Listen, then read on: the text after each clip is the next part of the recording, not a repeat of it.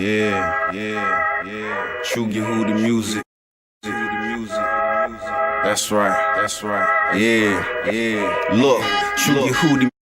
You don't feel me though. What's up, YouTube? Alright, so this is part 2. So is NATO good for America? So in the last video, we talked about where NATO came from, the purpose of NATO, who was the boogeyman. And I gave y'all 2 examples in recent history of what NATO has done to 2 stable countries. Now, let's look at a real deadly conflict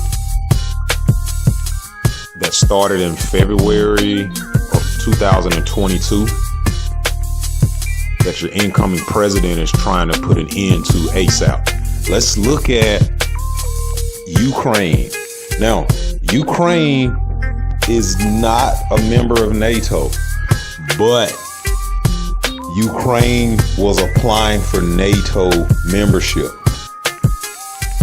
Why is this a problem? For those of y'all, I suggest you watch Tucker Carlson's interview with President Putin. And President Putin explains the history of Ukraine and why Ukraine, even though it is a sovereign nation, it's still Russian by culture. Now, America and the West, that includes, that's England, America, pretty much your English-speaking countries. That's in the northern hemisphere. That's in the western hemisphere. They're good for dividing and conquering, getting brother nations to kill each other. Look at what they're doing in America. They're turning brothers killing brothers, basically. Right? Divide and conquer. Now, why is it a problem for NATO to be a part of Ukraine? Ukraine is Russian. Look at a lot of your influences in America right now that's toxic. Look at the family dynamic in America. It's non-existent. It's toxic. Look at how your kids in America can go get their sex changed without parent permission. Just look at the whole relationship and family dynamic in America. It's screwed up. A lot of countries do not want this on their soil. President Putin and other Russian leaders have been talking for the past 20 years, and they're vocal on how demonic American propaganda and American culture is. Pretty much the same things that we're trying to save our kids from, that's the same thing Russia doesn't want near their borders, and Ukraine is open to it. Russia's not having that.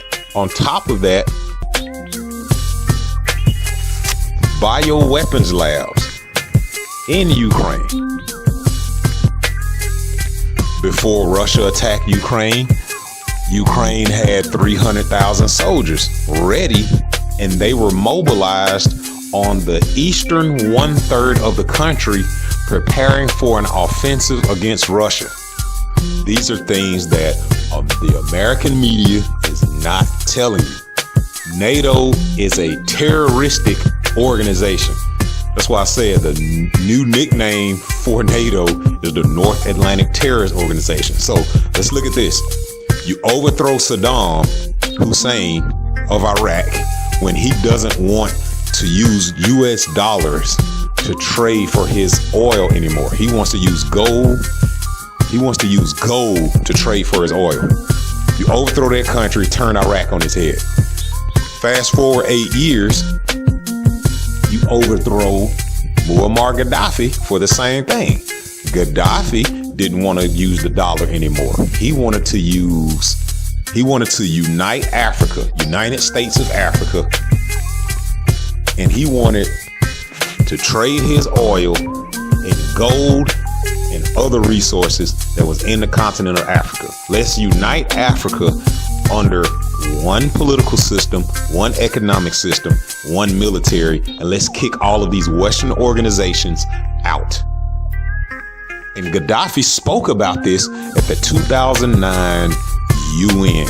He spoke to all of these Arab leaders, including the president or the former president of Syria, last name Assad. And you see all of these Arab leaders looking at Gaddafi with an arrogant smirk on their face. None of those guys are presidents of their country anymore. All of those guys, countries got overthrown by NATO and the CIA. So we see why NATO is a problem now. Trump is going to pull out of NATO. This is my prediction, and I hope he does. He's going to pull out of NATO because NATO is going to drag America into World War III and other conflicts. Just like right now, NATO is provoking Russia. France just sent thousands of troops to Ukraine to fight against the Russians. This conflict needs to end. Trump is trying to end this conflict. I agree with Trump. I don't agree with everything, but I agree the killing needs to stop. NATO is a terroristic organization. America doesn't need any parts in that. Our finances need to be spent at home on our resources, our military, and we need a defensive military to protect our borders. So go back and check out my video, Barbarians at the Gate. Go back and check out the economy of brutality. Check that one out. That's where our tax dollars need to be spent, not on some stupid war in Ukraine. All right. I said I was going to keep this one short. Conversation Peace ATL. Go ahead and subscribe to the YouTube, subscribe to the Twitter, subscribe to the Instagram.